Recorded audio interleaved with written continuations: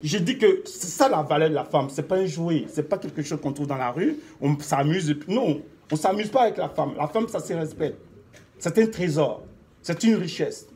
C'est pourquoi ceux qui sont chrétiens, on dit l'homme quittera ses parents et s'attachera à la femme et les deux deviendront une seule chair. On n'a pas dit 2, 3, 4 chairs.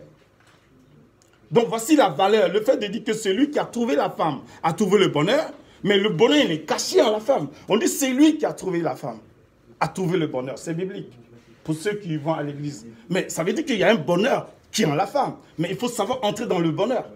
Et puis il y a aussi femme et femme. Il y a femme avec grand F et il y a femme avec petit f. Mais là ici nous parlons de femme avec grand F. Donc celle-là, elle va s'engager pour la cause de la femme. Elle va lutter pour que la femme soit regardée. Pas forcément une égalité, mais elle doit être égalitaire. La position.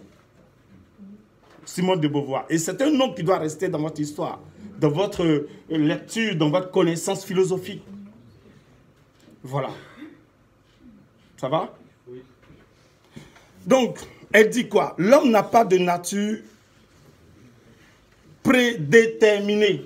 Ça rejoint un peu la pensée de Sartre qui nous parle de l'existence qui précède l'essence. L'essence, c'est la nature de l'homme. Mais cette nature, elle est mise en évidence à travers quoi? Elle est mise en évidence à partir de l'existence de l'homme qui est déposé là, qui doit maintenant donner un sens pour être un être en tant qu'être.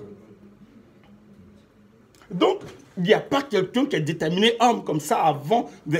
Selon sa thèse, hein, c'est discutable. Toujours est-il que nous respectons la thèse des auteurs. On n'est pas là pour discuter, mais il y aura un moment où vous allez discuter. Mais c'est de comprendre que dit Simone de Beauvoir. Quelle est sa thèse? On peut être d'accord avec elle ou ne pas être d'accord avec elle, mais c'est de connaître la thèse de l'auteur. Okay? Donc elle dit que l'homme n'a pas de nature prédéterminée. C'est pas... Il est écrit que l'homme doit, même si certains livres saints le disent, elle a son point de vue.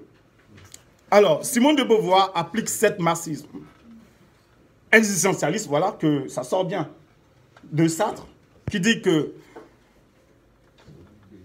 elle applique cette marxisme existentialiste à la moitié de l'humanité, la femme. En d'autres termes, la femme, selon elle, a été longtemps enfermée dans une nature. Elle a été longtemps, comme je l'ai décrit, longtemps enfermée dans une nature. Enfermer quelqu'un, tu es prisonnier.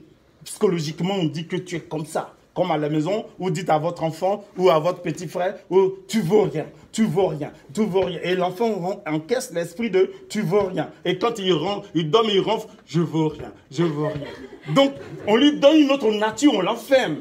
Psychologiquement, et c'est pareil, la femme, ta place, c'est là, c'est la famille, c'est les enfants, c'est à faire à manger. Et voilà comment la femme était enfermée dans cette philosophie des hommes.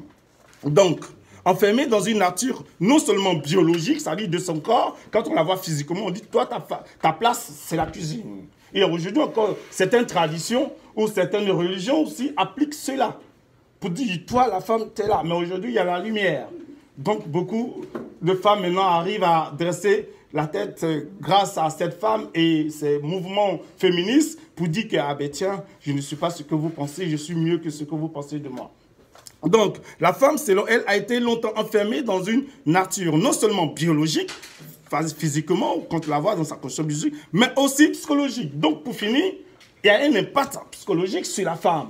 Pour dire que, toi, on dit que je suis à la cuisine. On dit que je suis fait pour les enfants. Et cela imprime l'imprimante. Quand on imprime quelque chose. Et ça reste dans l'esprit de la personne. Ça veut dire quoi? On tue psychologiquement l'individu. Tu as compris? Donc, il y a l'enfermement biologique que vous devez retenir et l'enfermement psychologique de la femme à l'époque. Oui? Métaphysique, c'est au-delà, l'au-delà, au-delà de la physique. Ce qui est au-delà. Il y a une frontière entre le réel et l'irréel. Le réel, c'est le physique. Métaphysique, c'est l'irréel. Un monde dans lequel on peut pas facilement accéder, qu'on ne peut même pas voir. On ne peut voir qu'après notre vie, fin d'ici. Donc, la métaphysique, c'est une forme d'un monde irréel, le monde des dieux, de l'esprit, de la pensée, de la mémoire. Ça va?